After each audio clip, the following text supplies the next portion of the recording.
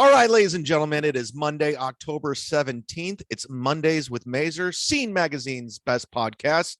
Joining me is the star of the show, Tony MAZUR. Tony? Hello. How How's are everybody? This is a whole Cleveland episode we're going to talk about, right? Just nothing but Cleveland personalities like Bill Squire, Mary Santora, Butt Plug Joe Howard. We just got to get the Cleveland stuff out of the way. Is this for Vinny Cash? Yes. I saw his tweet too. And then for Dustin, we're also the second half, we're going to talk about COVID. We're going to do it all for you guys. Just for our adoring fans who can't stand some of the topics. I love you guys. I got to go. Yeah, we're just fucking around. I got to get this out of the way. I went to a show yesterday. Somebody goes, dude, can you close out this show? And it was in Ybor City, which is about 3 miles away. And I show up, he goes, I can give you $25. I'm like, it's fine. It's right down the street. Who gives a fuck? Gas money, whatever. And I get down there and a lot of young comics were there, a lot of young comics. And it's funny to see the young comics here. They look at me like I'm a fucking legend. Like I've been around for a minute. It's so weird. And you're the old dog. You're the road warrior. Something, I don't know what it is, but after the show, they're all coming up and like, dude. And one guy goes, dude, what the fuck happened at that Side Splitters with Mark Norman's bachelor party? I go, what do you mean? He goes, I heard you were, they had you at gunpoint and you're in handcuffs. I go, what? He goes, yeah, dude, what the fuck happened? I go, that's where that story went. Now I'm at gunpoint and handcuffs. What the hell? It's like, it's taken on a life of its own. It's the game of telephone. So you either, I mean, you've done several podcasts talking about it. So what do you do at this point for people who can't, they don't listen to podcasts, they don't listen to your podcast?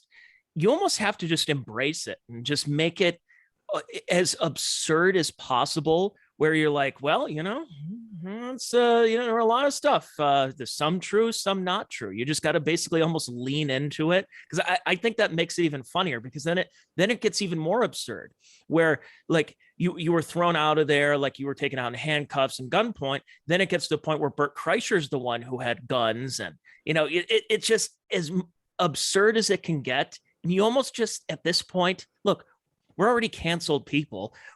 Why not? Why not just lean into it? I guess. You think I should add to the story, just make it more this absurd and weird and crazy? No, you don't add to the story. Everybody else does, but you don't refute them. Should I just agree? Like, yeah, that's what happened, man. It's crazy. No, just say, hey, things are, the truth is stranger than fiction sometimes. Like, you don't correct them, but you also don't add to it. You don't subtract. You just go, look, it's a crazy night, I'll tell you.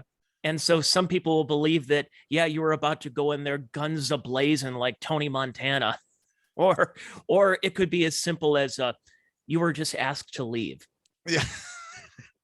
I don't know. When the SWAT team showed up, I knew it was serious. I mean, it was just like when they had the M16s pointed at my head, I go, oh, this is getting serious. But it was so weird. I was just like, I go, where did you hear these? Like, dude, people were talking about it, heard it on podcasts. I'm like, I don't know. That's the thing. Here's the other thing you could say is that what you did was, the reason that you had gotten kicked out was because you were throwing chairs and microphones, and then you slammed the door so hard at Side Splitters that it cut off all the power in the streaming at the place. Good segue. Yeah, it's funny. It's I watched the video. I didn't watch it live, but I watched when it was going down, and it was all over the internet. And as soon as I saw all of that, I go, oh, great. Now Gino and Kevin have something to talk about for the next year.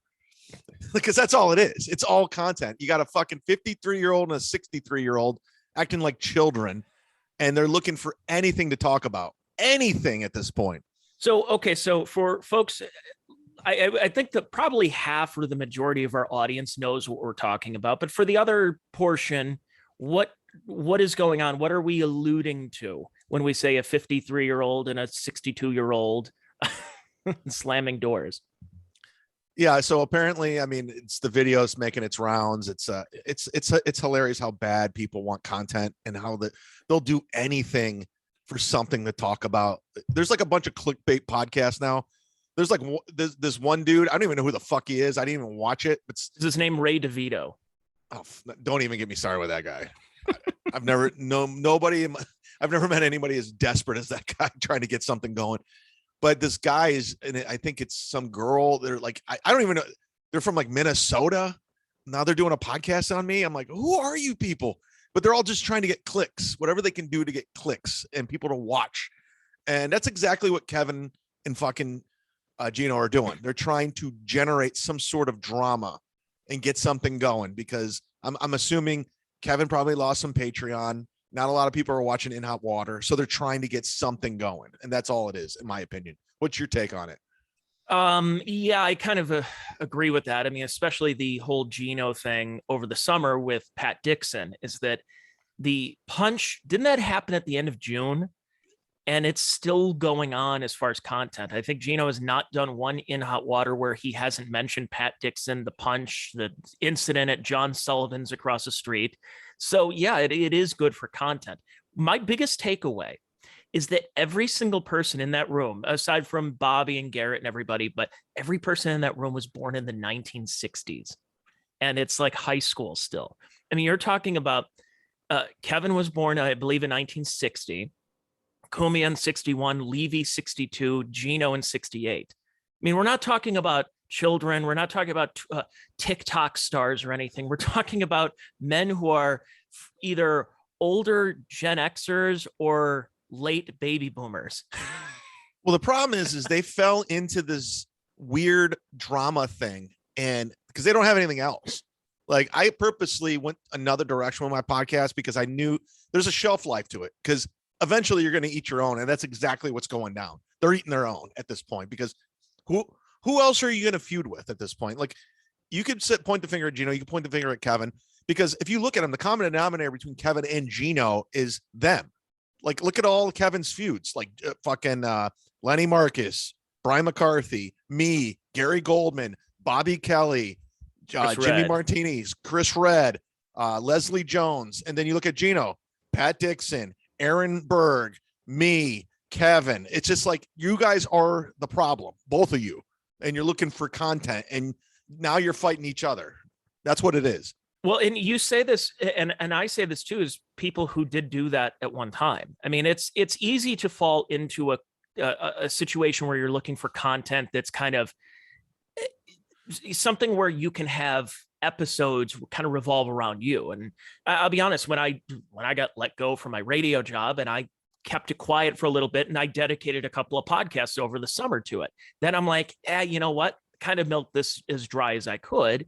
I could either do more things or I could just keep doing my show. And we're all trying to look for content nowadays, but this is, this will give them at least probably about another 2-3 more months of content. They're both, I guarantee both parties will not shut the fuck up about this. This is their thing for weeks. So go sign up to count. If you want to hear them talk about the whole incident, about Kevin going after Gino, calling him a faggot, everything else, it's just like, that's all you're going to hear. I even heard an N-word in there too. Yeah. Drop the N-bomb. My favorite thing, we talked about this last week. We were on the phone and talking about Cumia's commentary during it. It's just like, it's like a Wawa in Philadelphia. He was being funny. He was being funny. I know Cumia's getting after me for content, and it's sad, but at the same time, he's a funny guy and he doesn't give a fuck. He does not give a fuck. So, he encourages that. Like, he needs something. He needs a buzz over there because all his programming stinks, all of it. What do we do in the days before we had built-in content like this? Because the one thing I always remember about the Stern Show was they would have two different types of content. It would either be what's going on in the news or what insanity on our staff or the whack pack that we can kind of talk about. So they would have shows where they are talking about what's happening in the news, what's newsworthy. And then other episodes would be Stuttering John went on Conan and embarrassed himself, or Beetlejuice went on a date, or Captain Jenks called into Larry King and was impersonating somebody else. So it would always be like in-house content. And it's just evolved, or I guess in some ways devolved from there, where we're creating our own in-house content. It's almost like we should make a content house somewhere in like Orlando. Oh, Jesus Christ. Content house. nothing gayer than that. Content house. That's so gay. Anybody in that fucking content house is a faggot. Everybody in there, every single person that goes to content house who watches it, you stink. Period.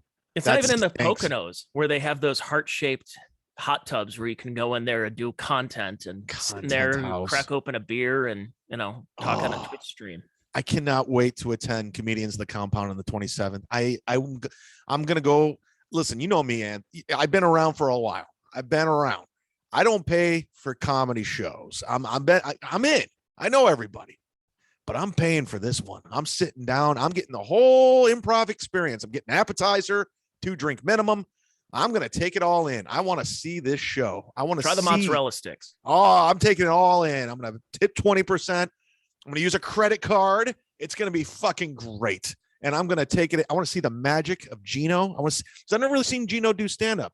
I've never seen Chrissy do stand-up. I want to see Anthony do stand-up. I want to see Alex Stein do stand-up. I want to see Carl from Who Are These Podcasts. I want to see the comedy from the stage. Oh, Carl's gonna be there. I didn't know Carl's gonna head down there. Okay. Who Are These Podcasts? He said on his podcast, I just did a whole thing, 30-minute podcast trashing him. Said he's like, I'm gonna be there. And he also said, why would I go? Because I'm not wanted. He said, I'm not wanted there. Because Carl, I get 1099s from the Orlando Improv. I know the GM, Krista. I'm a comedian. I work there. You're not a comic. You're a fucking a wannabe Opie Anthony Jocktober fucking what was his day job? He was in marketing. That's who you something are. like that. You're in Rochester. That's where you live. Rochester's the worst place in the fucking world. Have you been to Rochester? I've driven through it. Yeah. I swear to God, the only entertainment's Wegmans, the grocery store, and garbage plates. That's it. That's it. They have no sports teams, nothing. They're the home of the Rochester Red Wings of the AAA baseball team. There's nothing there. And you can shit on Cleveland, but at least there's 3 professional sports teams. Sorry, Vinny Catch. I had to bring up Cleveland. Well, there's 2. I mean, let's be honest. The Browns are not playing like a pro sports team right now. Yeah, that's pretty rough. Yeah. and we also have a team named the Guardians that they had to change the name. But no, that's what's interesting because you so in this time, I don't know if you probably talked about it on one of your podcasts, but you called into Kumia's show was it Tuesday? Yeah.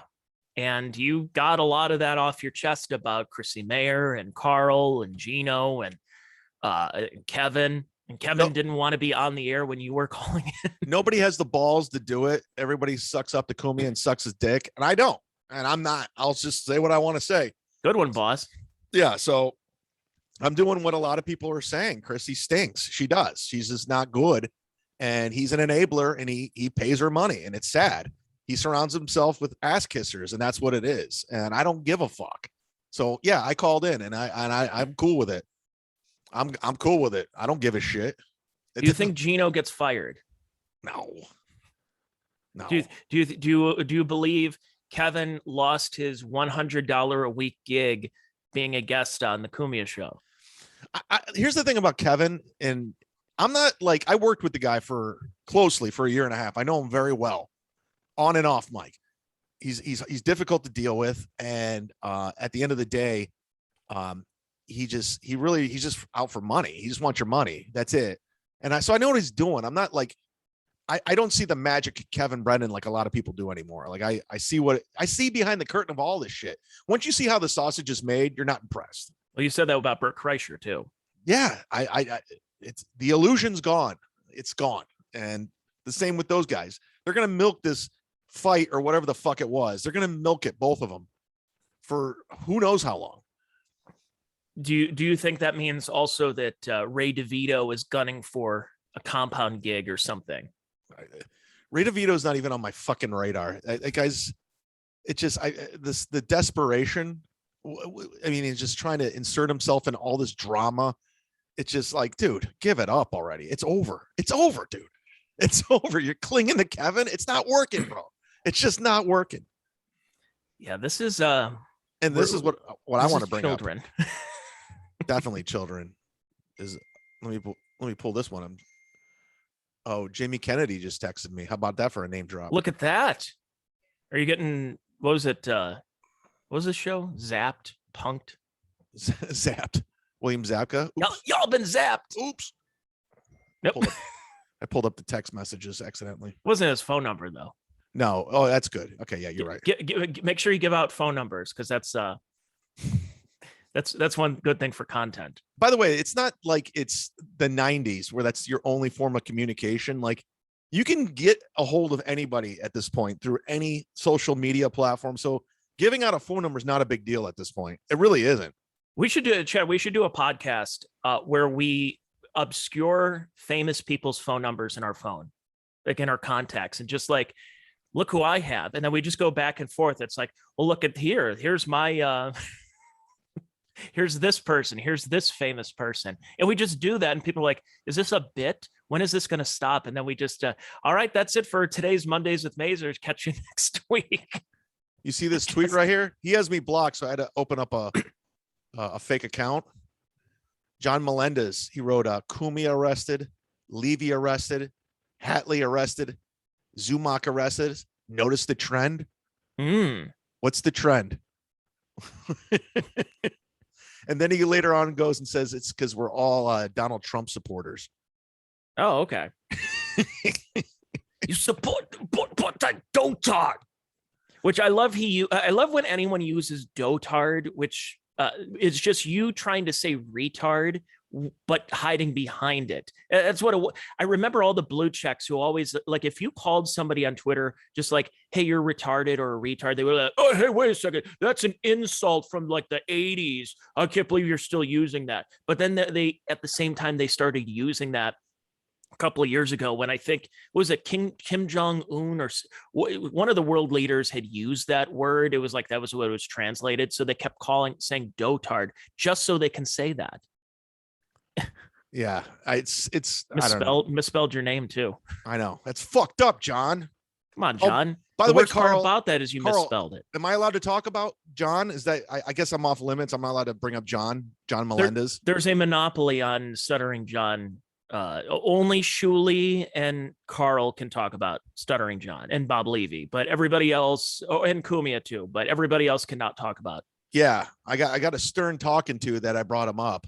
Like I'm not allowed to like make fun of him. It's just like, oh no, he's trying to jump on the bandwagon. No, it's not jumping on the bandwagon. It's a popular thing. It's like, so if there's a podcast dedicated to the Game of Thrones series, the new series that's out, and like they have a whole thing where they talk about every scene and they have actors on there. Does that mean that they have a monopoly on Game of Thrones that nobody else can talk about it the next morning? Go, hey, what did you think of House of Dragons last night? No, it's because what if they've gained hundreds of followers on Patreon because of Stuttering John. I think that's pretty noteworthy in our universe that we're allowed to talk about it. And by the way, again, I said it last week, we gave them credit for it. We gave Shuley credit. We gave all the guys, they said, hey, it's called the Uncle Rico Show. Check it out if you want to. So it's not us jumping on the bandwagon. It's we're allowed to talk about things. Yeah. And when I did Carl's show, it's dotarded. It was during the lockdowns, the quarantine. And I didn't have a problem with John at the time. Like he didn't do anything to me. Eventually he did. But at the time, I really wasn't shitting on him because I was like, I don't know him. I don't know anything about him. I mean, I know he was on the Stern Show, but that's your thing. And then he fucking shit on me. And I'm like, all right, now I have a thing. Now I can talk shit about him. But at the time I didn't. So that's why I didn't say anything bad about him, because I was like, at the time I had a problem with Chrissy Mayer and apparently still do. Yeah, now there's a lot more. Now, are there any feuds that you have gotten into where you look back and you say, maybe I shouldn't have done that? Well, the whole Chrissy Mayer thing came from Kevin. Brendan was just trashing her and Frank nonstop. And he would like on and off the podcast. So I just that's how she got on my radar, was Kevin Brendan.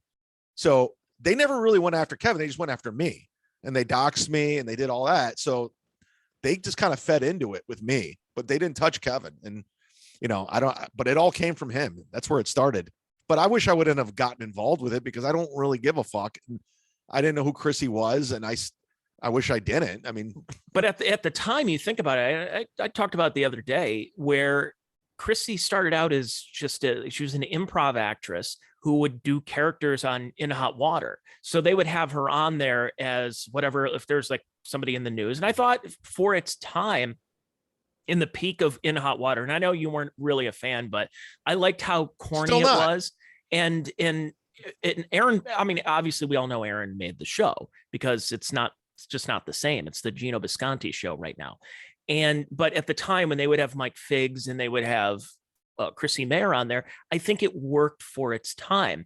And so then after that, then she started being a guest on Kumia's show, and she would actually be a non-character on Compound to the point where she got her own show. And I met Chrissy and actually had a good conversation with her a few years ago, but that was before all of this was going on, of whether it's January 6th, whether it's doing a weekly hit on Kumia's show, and things kind of changed. And, you know, I never really had an issue with her, but I do understand that there's a bit of a grift going on. And, you know, if she has an issue with it, she can message me. But let's be honest here. You are grifting. There are a lot of people who are doing that and falling into it. I mean, all the way up to Dr. Oz, for God's sake. I've talked about this on my podcast. In Pennsylvania, it's embarrassing. You have a literal stroke victim who's running for Senate there, and his opponent is a TV doctor who decided to, basically, his career was running up anyways, and decided to run for Senate. And he's clearly grifting for Republican votes. And that's kind of what Chrissy's doing. And that's what a lot of people in this universe are doing. So if you're somebody who does believe in liberty and the Constitution, everything, beware of some of these people who all of a sudden decide to just change. Like, you know, I understand people evolve and change over time, but that's a pretty far leaning into this direction, coming from what your original background was. Well, it's she saw a lane less traveled, or actually Frank saw a lane less traveled. Because I think Chrissy wanted to be the next Amy Schumer. I really do believe they went to the same high school, right? That was her inspiration. She's like, if Amy can do it, girl from Long Island, I can do it.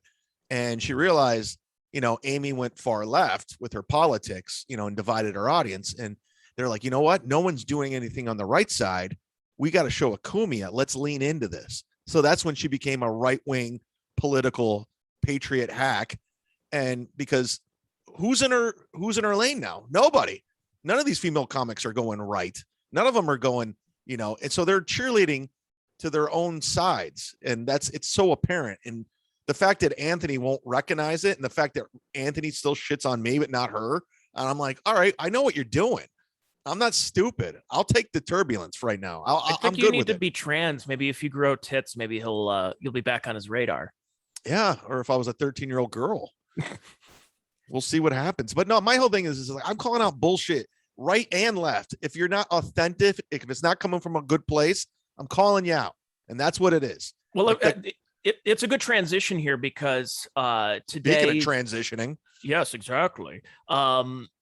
So Kanye West, or Ye that he is now, he ended up apparently bought Parler, which was kind of popular in the App Store with the people back in like 2019, 2020. Then they shut it down because they essentially blamed Parler for January 6th, even though most of the planning for January 6th, and I use that in quotes, happened on Facebook Messenger and Facebook groups. But wasn't Chrissy Mayer there? She was. And I think she was on Parler back in the day too. What a patriot. So Kanye, he's over time, whether he's wearing a MAGA hat, he's meeting with Trump, he's wearing a White Lives Matter t-shirt in France, and then he's buying this platform. It's interesting when you start seeing people who are non-liberal, non-Marxist, who are in this sphere of Hollywood or media figures.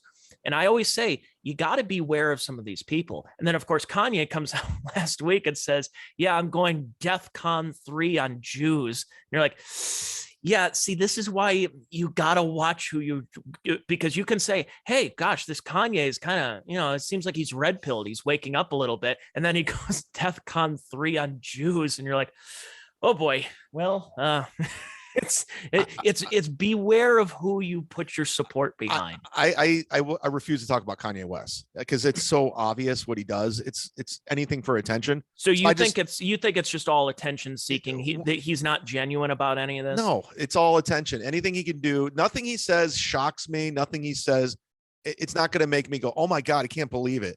So he's Black Kevin Brennan. literally, yeah, he's just doing whatever he can to move the needle to stay in the headlines, and I'm not falling for it. It's just he's a fucking idiot. Black Kevin Brett. So they're two bipolar people. Black Kevin Brennan, Kanye West. They're the same person. They're the same person. I want to get the Kevin Brennan Yeezys. Unbelievable. That's hilarious. And it's so funny because I was at the club this weekend with Jamie Kennedy, and we're talking, and he's like, and, you know, Jamie pays attention to the comedy world. He's like, dude, you still doing a podcast with Kevin Brennan? I go, nah, I haven't been on his show in a year. He goes, yeah, man. He goes, that guy, like, he hates his brother, right? I go, I think. He goes, it's so weird. I go, I don't know. It's like, I can't, it's none of my business. I don't know. I don't know. I go, you know, unfortunate things just didn't work out. Well, that's the problem, is that when we've kind of, this is one thing where, and sorry, Vinny, I'm not going to talk about radio that much, but it's when you start getting into these, you keep your integrity as a person, but it's also you're around the company that you keep.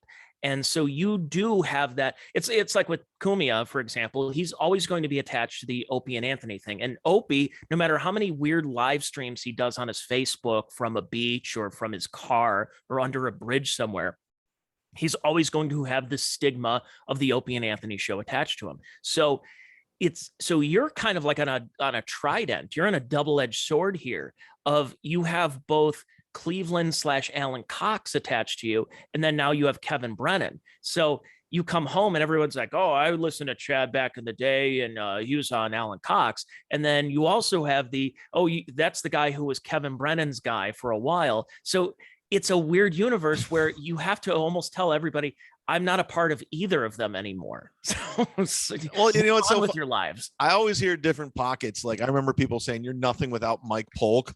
I heard that a lot. You're nothing without Alan Cox. You're nobody without Kevin Brennan. I always hear I'm nobody without so-and-so. It's been going on forever. And I continue to move forward. And I always they're like, the so-called comedian. You mean the guy who's been doing it for 20 years and does taxes for doing, okay, sure. The so-called comedian. No, I'm a legit comic, bro. Yeah, you can afford a captain's hat, for God's sake. God damn it. These are pretty expensive. Steering the ship, fuckers. Got this for $7 at Party City one day. Yeah, there it is. Take me down to Party City where the prices is shit and the shit is shitty. I don't know. There you go. I'm Weird Al Yankovic now. Weird Al doesn't curse though. He's very clean with his humor. Well, maybe that's my angle. Maybe that's my brand now. I'm a brand comic. So we're gonna be. You should be a prop comic. I don't see enough prop comedy anymore. I'm gonna be like Chrissy Mayer. I'm a conservative patriot, Republican, Donald Trump brand. That's my brand now. I'm like Bert Kreischer. I'm a brand guy, party animal, shirt off, 50 years old. I'm a party guy now. I saw that a couple of years ago when Trump was starting to make his rounds, that there were a lot of right-wing grifting comedians. Now, you're friends with Chad Prather, who's not a grifter. He's just a funny guy. He's a funny Texas guy dude. Who's non-woke. You're allowed to be funny and non-woke and not parade around with a MAGA hat and talk about how you're the biggest Trump supporter or whatever. You could be somebody who's like, yeah, I don't really give a shit about all this like pronoun stuff and Ukrainian flags. And here I'm going to come out and do 45 minutes and make you laugh. You're allowed to do that. I got to give props to Chad Prather. He saved my life. He really did, because when all that court shit was going down and I was just in this weird, he took me out and paid me double to open for him. And he just did it because he's a good dude. And when comedians were getting fucking yelled at for going out and doing stand-up, you remember how that was a thing when we were allowed to go out? Like, who was it that was doing it? Was it that what's her name? Was it Eliza or no? Oh no, it was Nikki Glazer. Nikki, who was the other? And I like Nikki. Jen Kirkman, who I cannot stand. She was trying to shame everybody from doing stand-up because of the COVID shit. Mark Maron was doing that too. And it's like, Mark, dude, you're a millionaire off of your podcast. You don't have to go on the road if you don't want to. That's what pissed me off. That you want to talk about punching down. The 2 years ago when they were coming down on comics, it's a pandemic and you're going on the road. Oh, Patton was the same way. Patton Oswalt. Yeah, Patton, who makes a net worth of $14 million a year, is yelling at comics who are trying to make, maybe $1,000 for a weekend, maybe $850 so they can go on the road in a half capacity comedy club so they can make a living. And they're all like, they're doing the Thurston Howell III and looking down their glasses, just going, we're in a pandemic and you're trying to make a couple of yucks while you're on stage. It's like, fuck off. I know. Fuck off, all of you. But going back to Chad Prather, like if it wasn't for those shows, I don't know where I'd be or what would have happened. Like he really he did me a solid without even knowing it. I'm going to tell him that one day, because if it wasn't for him, I mean, I was doing every weekend with him, and we're doing all these red states and packed rooms. That's where I met what's his name, the Roger Stone. Roger Stone. He came to the show, and it was just like, and they were all conservatives, and I got to tell you right now, they got money. And they were buying merch, and a lot of it. So thank you. So if I were to lean anywhere, it would be right and conservative, because they were the least judgmental and they were good audiences and they had money, period. Well, that's why do you think Chrissy Mayer's going down that road, and others? Because they realize if you get to a certain point where you will go on stage and say, I don't give a fuck about PC stuff, I don't care about your woke nonsense, you are going to get a decent amount of audience. See, I'm somebody that I have always leaned pretty right. I'm what they call a paleo conservative. I'm a Pat Buchananite, a descendant of Pat Buchanan and Ron Paul. But I don't go on stage and talk about my political beliefs. I go up on stage wanting to say what's funny, the funniest thing possible. And it's amazing when you go up there, unless you're a true political comic, that you would go out there and make jokes on stage and immediately split your audience in half, where you have half the audience loves you and half wants to kick your ass after the show. And for me personally, I would rather you, the entire audience, no matter if you're conservative or a liberal, hate me or love me. I want more of that opportunity, as opposed to just splitting you right down the middle of the road because of political views. Don't tell me you love me. Don't tell me you love me. Don't tell me I don't want to know. Sorry, a little Night Ranger came into me. Night Ranger, Jack Blades. That was one of my first interviews I ever had when I was in radio. Really? Night Ranger, huh? I interviewed Jack Blades, who's I think he was the bassist from Night Ranger. By the way, that's a fucking jam. I didn't do it. I'm not a good singer, but that's a good song. Don't Tell Me You Love Me by Night Ranger. Night Ranger was a pretty solid band, even though they're at the point where they're playing. It's so funny. We used to joke about the Mark's Great American Rib Cook-Off, and I think Night Ranger played every other year at those, where they were playing rib cook-offs, they're playing county fairs. You basically go see them for free. But now we're starting to see 90s acts are doing that too. Dude, I just watched a bunch of clips on Taylor Hawkins tribute. Did you see that on YouTube? I haven't seen it yet. No. They're great. And he had Def Leppard come out with Miley Cyrus, and the lead singer of Def Leppard he's still killing it. I go, this guy's great. Fucking Def Leppard's got some jams, man. I mean, these acts, especially when you talk about 80s and 90s, and it's so weird how some of them that I would not have expected are selling out theaters, and others are doing county fairs for free tickets. Like when I saw Everclear over the summer and got a chance to see them for free, whereas 20 years ago, you would have had to pay probably $25 to go to a concert to go see them. Yet there are some 90s acts that are still going on, like a Toad the Wet Sprocket can still sell out theaters. I'm like, Everclear had more hits than Toad the Wet Sprocket. Well, I told you that one time I saw Eddie Money at a county fair. Oh, really? And nobody was really there to see Eddie Money. They were just kind of there. Mm-hmm. And at one point, he's like, in between songs doing his banter, he's like, all I know is I got 2 tickets. Nothing. Nothing good. No one said Paradise. It was like bad. I told you my Eddie Money story, right? Probably. I think we've told each other all our Eddie Money stories at one point.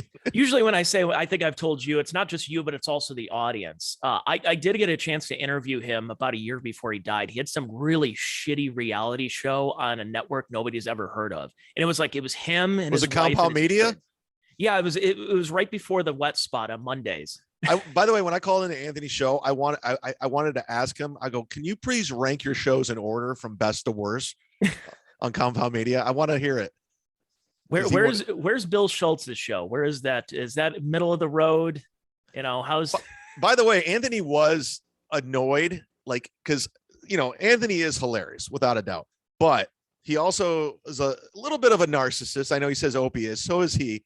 Because when I basically said, now you're hanging with Carl and Chrissy Mayer, you could see he was a little annoyed because he quickly was like, I was with Joe Rogan a couple weeks ago and I was hanging out with the Legion of Skanks. Like he had to remind me. Because he also said I was with the great Rich Voss the other night. I'm like, oh, really? When was the last time Rich Voss was on your show, though? Yeah. How come Bobby Kelly hasn't been on? I'm just curious. But no, so I had to say something. I love that. I wish you were able to say that and say like, yeah, you were with Rich Voss and you were with Joe Rogan. When was the last time any of those people were on the show? Why is it that your guests are always Chrissy on Mondays? Why does Nick DiPaolo not show up as much anymore? Why every Tuesday it's usually a solo show, and then Wednesdays Gavin and Thursdays Bob Levy and Kevin? Yeah, well, it's a dying network, period. And that's coming from me. So anyways, Eddie Money. Yeah.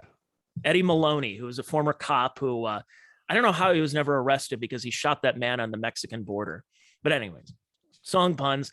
So back in the 80s, when he had his comeback with the Ronnie Spector, the Take Me Home Tonight, and he goes out on tour, and my parents ended up, I think they were with another couple, and they got tickets on the Buzzard bus. 2 tickets? They got several tickets, not just 2, to go on the Buzzard bus to the Richfield Coliseum to go see. This was I think about August, maybe July or August of 1987.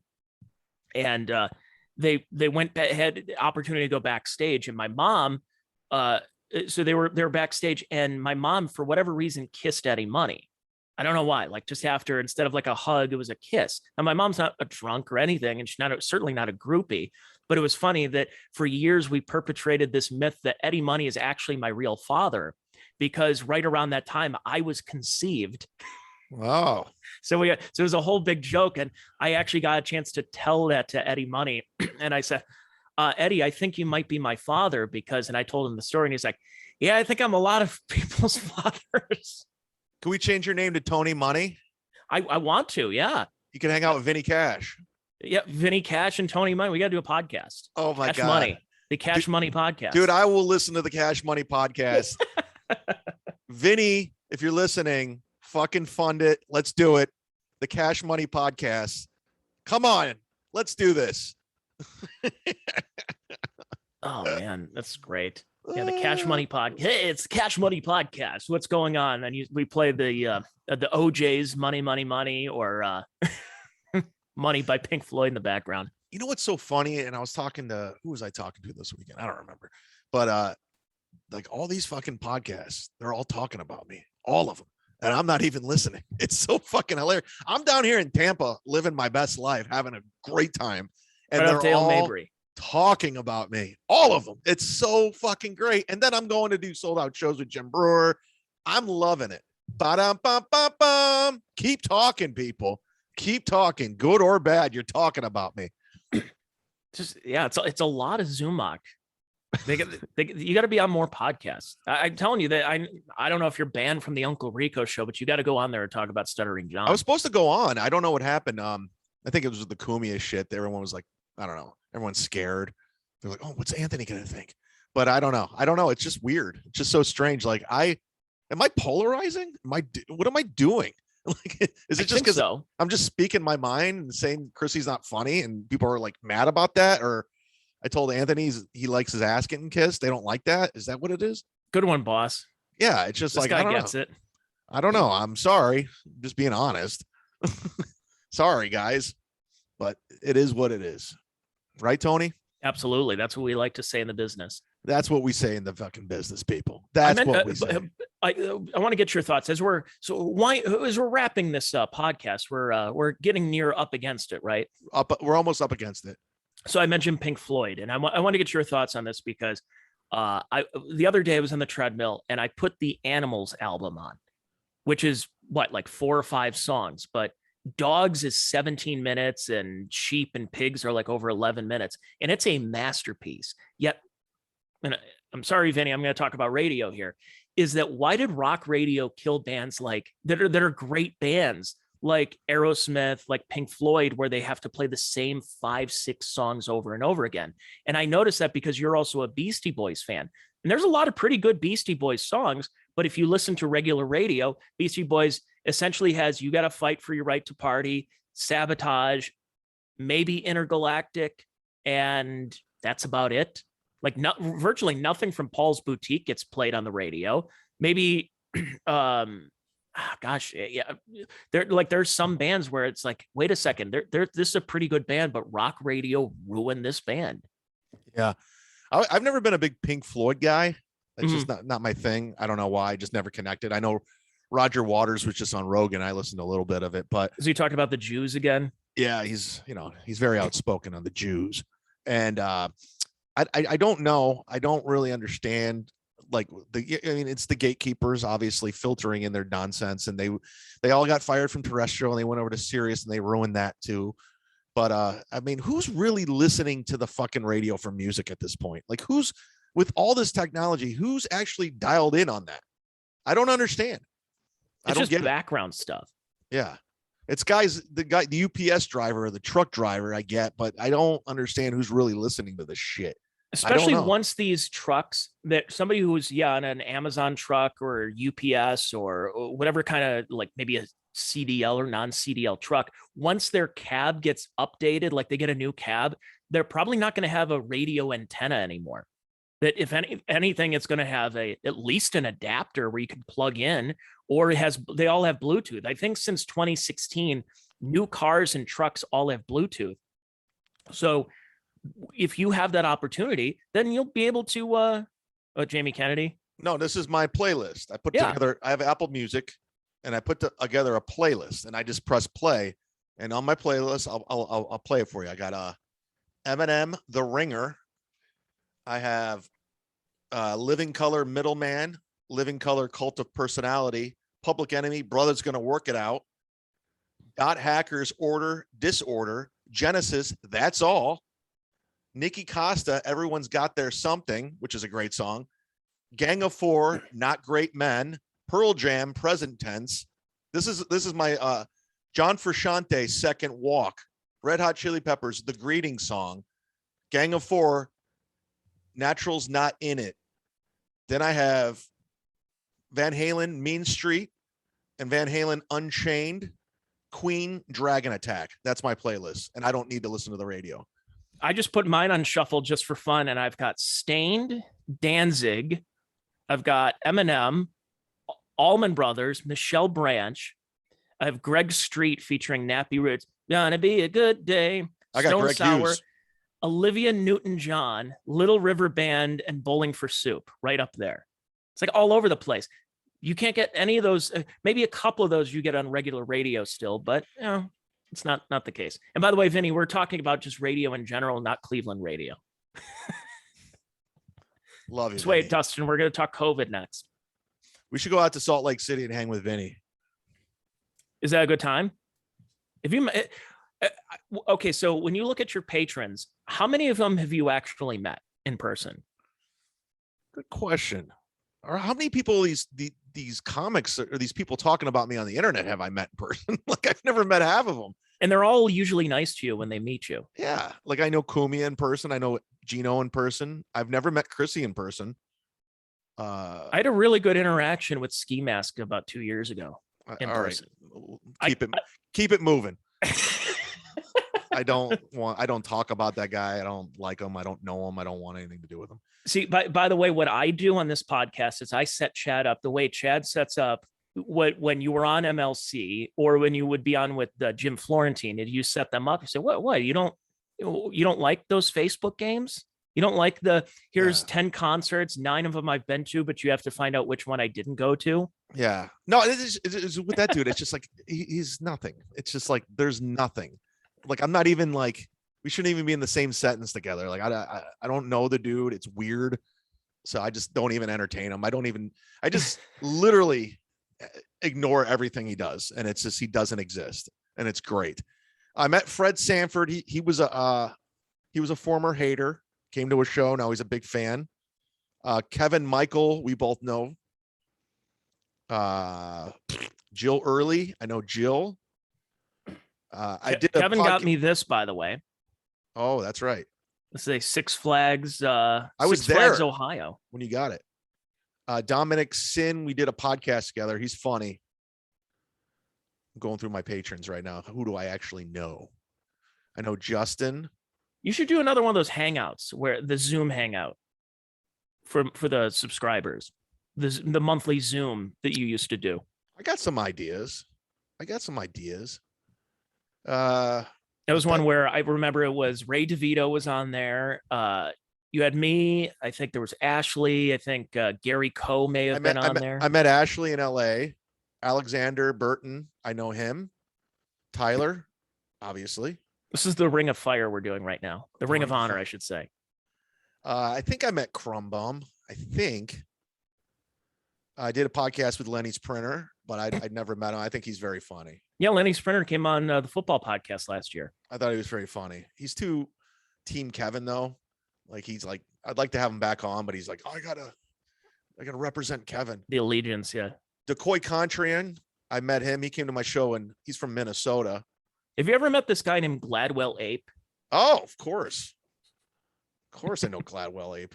He ain't monkeying around. He's not monkeying around. I know Brian McCarthy. Which Brian McCarthy, the dislabeled or the Joe Exotic dislabeled?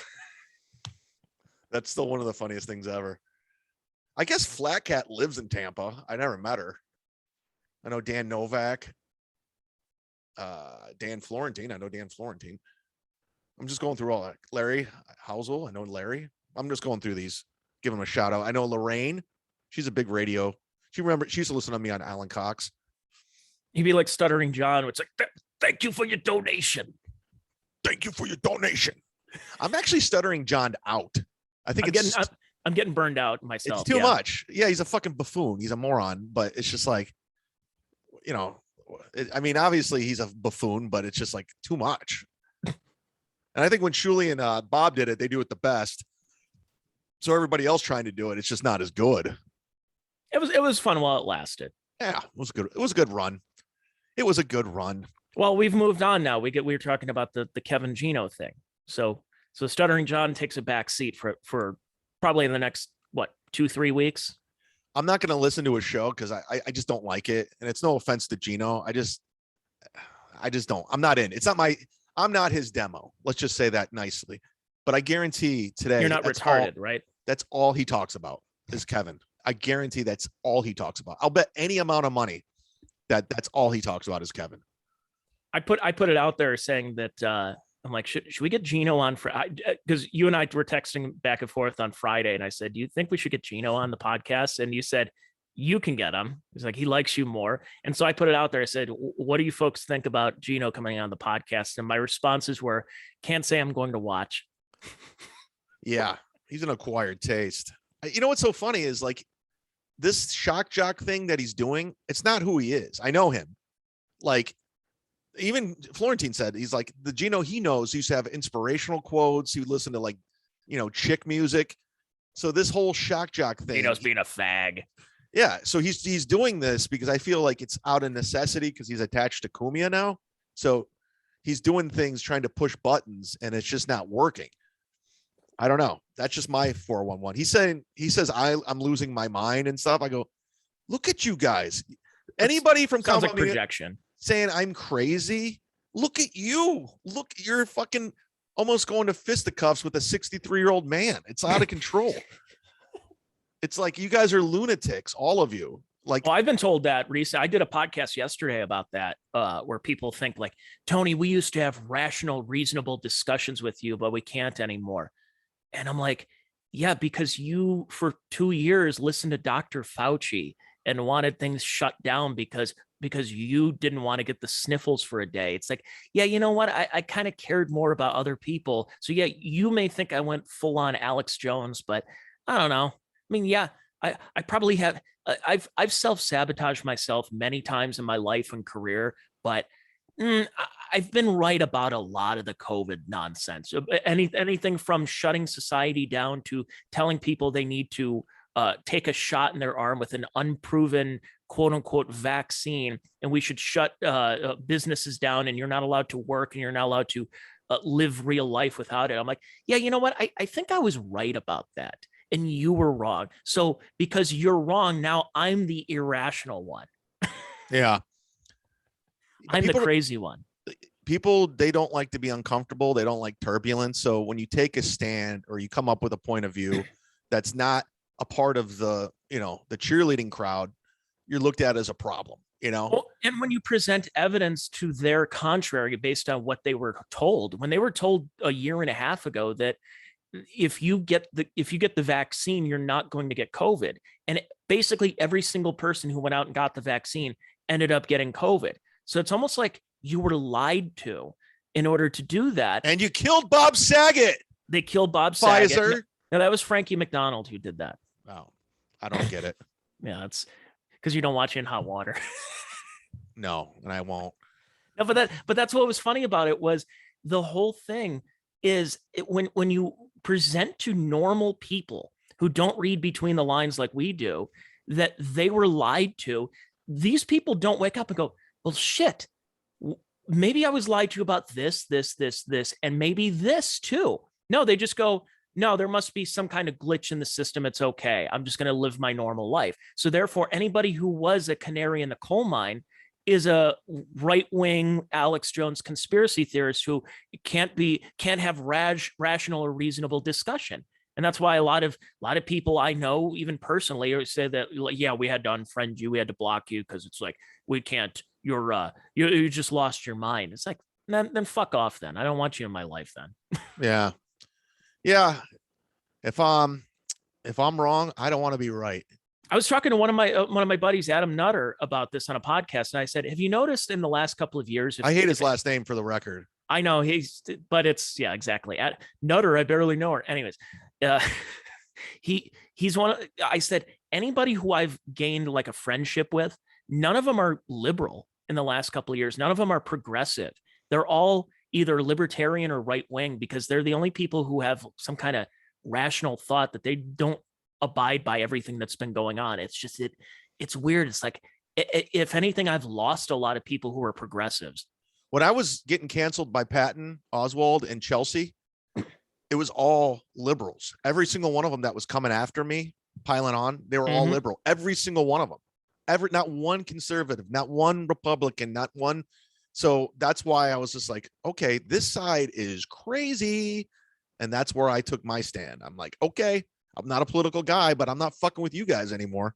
They're not sensible. There are also people who go to comedy shows to get offended. Like they go there with the sole purpose of, I want to be offended because I want to stand up for myself and my beliefs, instead of going to a comedy show and fucking laughing. Which I will be at October 27th. Will I laugh? We'll see. Comedians of the Compound at the Orlando Improv. The best comedian's not even performing, and that's me. The best comedian in you the might building. Get a 5-minute guest set though. No, they're not putting me up. Are you serious? Yeah, we'll talk to the club. Maybe those are like, hey, we've do you have well, I mean, if there's not that many people there, they might give you a they might have. I guarantee there's a better chance of me being removed than me getting a guest set that night. If they were cool. Just wait till that rumor gets out there when they say that they had to physically remove you. Oh, I know. It's going to be bigger than the Burt Kreischer story. It's going to be bigger than the Ray DeVito at the Robin Hood story. I know. Just more exaggeration after exaggeration. It's just ridiculous. But in all honesty, all gigs this week, I'm going on the east side of Florida. This Thursday, I'm headlining the Boca Black Box. I'm doing double duty. I'm opening for Brewer, and I'm headlining the side room. So I'd open for Brewer and I run next door and I close out, headline the Boca Black Box. So Thursday, Friday, Saturday, Boca Black Box. Sunday off, staying on that side of town because I'm in Miami Beach. Oh, it's going to be fucking great, dude. I can't wait. Miami Beach, Tuesday and Wednesday. Let me pull up these gigs if you don't mind, Tony. Go for it. Yeah, let me pull. Hey, Jamie, pull it up. Jamie. As you do that, I might be in Key West for my wife's birthday. And Jim Florentine's performing in Key West. So are you serious? Yeah. That's awesome. The 17th through the 19th at whatever Key West Comedy Club. Oh, it's like, yeah, Dustin books it. I was actually emailing with him.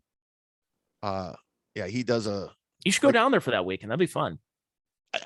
Yeah, let's do it. I had no clue. I didn't know Jim was there and you were going to be there. I'll go there for fuck yeah. I'll go to, yeah, let's make this happen. Let's do it. I want We're in your state, even though it's like from Tampa to Key West, I think is like an 8-9 hour drive. I'll fly. Yeah. It's weird. You're flying in the same state. You haven't left the state. If anything, you might leave the country. Yeah. Oh, I'm not allowed. I forgot. October 20th, Delray Beach Comedy Club in Delray Beach. October 21st, Boca Black Box Theater, doing 2 shows that night, opening for Brewer and headlining. 22nd, Boca Black Box, doing a corporate thing on the 23rd. 24th, the Bay Comedy Club in Miami Beach. And the 25th, the Greystone Hotel Jazz Bar, Miami Beach. So check out those, chadzumock.com. Sign up to the Patreon, everybody. Tony Mazur and I, we do this show every Monday behind the paywall because, there's people trying to strike the channel. They're trying to come after us. So we have to protect ourselves. And yeah, that way we could say faggot and retard. Yes. And some people lose actually radio gigs because of this Patreon. So go ahead and sign up to Tony's Patreon, which is Check Your Brain. You can hear this there and you can hear it at Sit Down Zumock. And continued support. The more, the merrier. We don't have an influencer. We don't have Joe Rogan. I no longer have Anthony Cumia to put me over. So I got to do this myself. Any parting words, Tony? Make sure you wear your masks. Make sure you kiss the ass of somebody who's a little bit more famous than you. Sure. And yeah, that's how you get ahead. And maybe come to Key West in a month from today. Actually, we're going to head on down there. Really? Mm-hmm. What day are you going to go? Probably November 16th. I have a few days off from work, and my wife's birthday is on the Friday, the 18th. And Key West, we went there for our honeymoon a couple of years ago during COVID times, and we just really enjoyed that place because the goal is we were going to go out to the West Coast. And because of the insanity that was going on and still going on out there, we said, fuck it, let's go to Florida. And we just enjoyed Key West a lot. So we're probably going to fly into Miami on the 16th of November and fly and take the straight down all the way down the overseas highways, they call it, Route 1, on down to the southernmost point of America. Hey, let's finish this podcast, and I'm going to talk off camera about this because I have an idea. Okay. All right. For Tony Mazur, I'm Chad Zumock. Count the votes. Bert's a bitch. Bye.